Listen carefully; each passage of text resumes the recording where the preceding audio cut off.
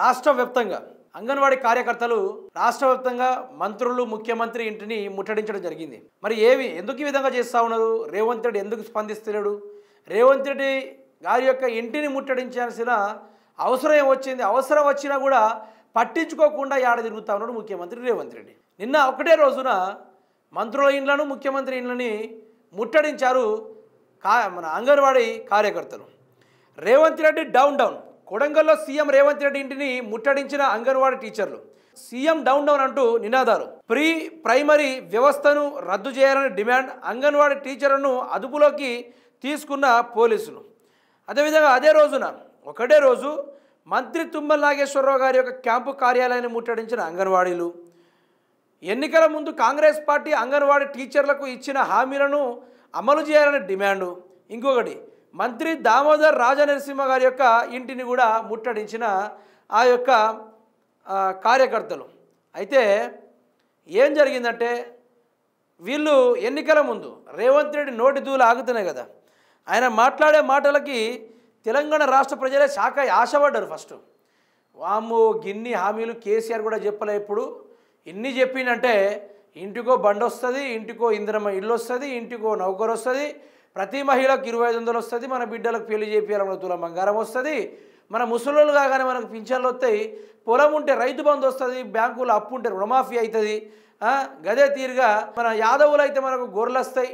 ఇంకా రకరకాలుగా ఈ తీరుగా తెలంగాణ సమాజాన్ని మోసగించి రేవంత్ రెడ్డి గారు అటకెక్కించి ఆశ కల్పించి ఓట్లు వేయించుకొని ఈరోజు ప్రజల్నే అటకెక్కించి ఆయన మాత్రం జల్సాలు చేస్తున్నాడు, బిందాలు చేస్తూ ఉన్నాడు.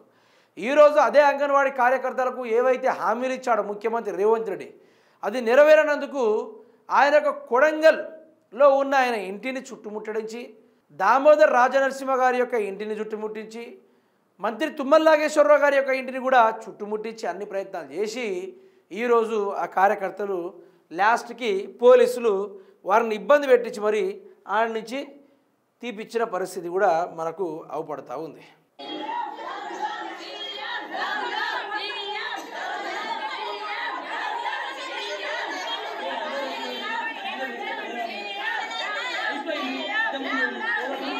ఇవన్నీ చూసిన తర్వాత రేవంత్ రెడ్డి తోటి ఏ ప్రజలు సంతోషంగా ఉన్నారు? మరి ఎవరు సంతోషంగా ఉన్నారు?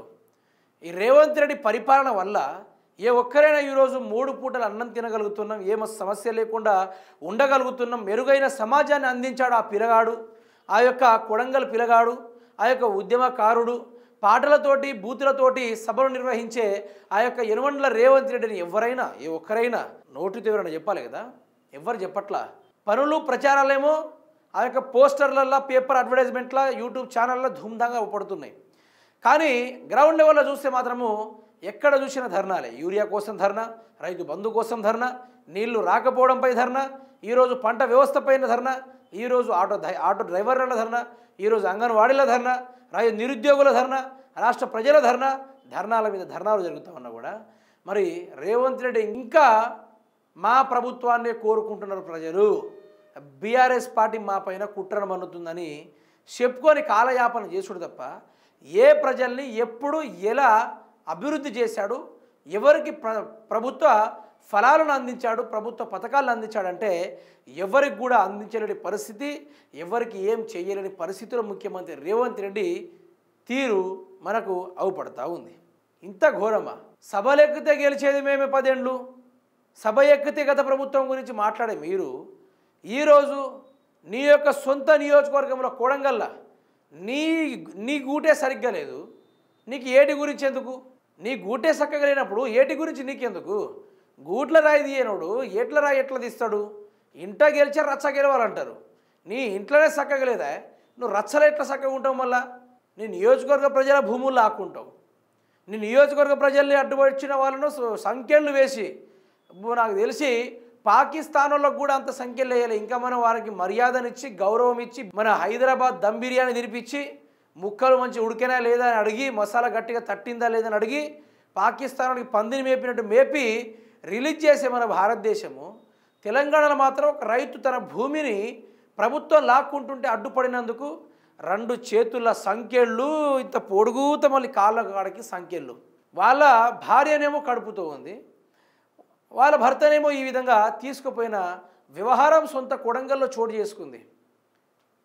మళ్ళీ నోటికి కొంచెం సిగ్గు తెచ్చుకోవాలి ముఖ్యమంత్రి రేవంత్ రెడ్డి. ఇప్పటికైనా గెలిచేది 10 ఏళ్ళు మేమే. నీ సొంత నియోజకవర్గంలో ప్రజలు ఎదురు తిరిగిర్రు, ఈరోజు అంగన్వాడీ కార్యకర్తలు ఎదురు తిరిగిర్రు, మహిళల్ని అడ్డు పెట్టుకొని రాజ్యాన్ని నడిపిన ముఖ్యమంత్రి రేవంత్ రెడ్డి. వారికి ఆశల్ని కల్పించి ఈరోజు రాజ్యాన్ని వెళ్ళినావు. అదే మహిళలు ఎదురు తిరగబడ్డారు, అదే మహిళలు కన్నీళ్లతోటి శాపనార్థాలు పెట్టిళ్ళు. ఇంకొకసారి నీ జీవితంలో రాజకీయంగా నిన్ను అంతం చేయడమే లక్ష్యంగా మహిళలు కంకణం కట్టుకున్నారు. ఇది మాత్రం యాదు పెట్టుకో, గుర్తొస్తే రాసుకో, లేకుండా రికార్డు చేసుకో.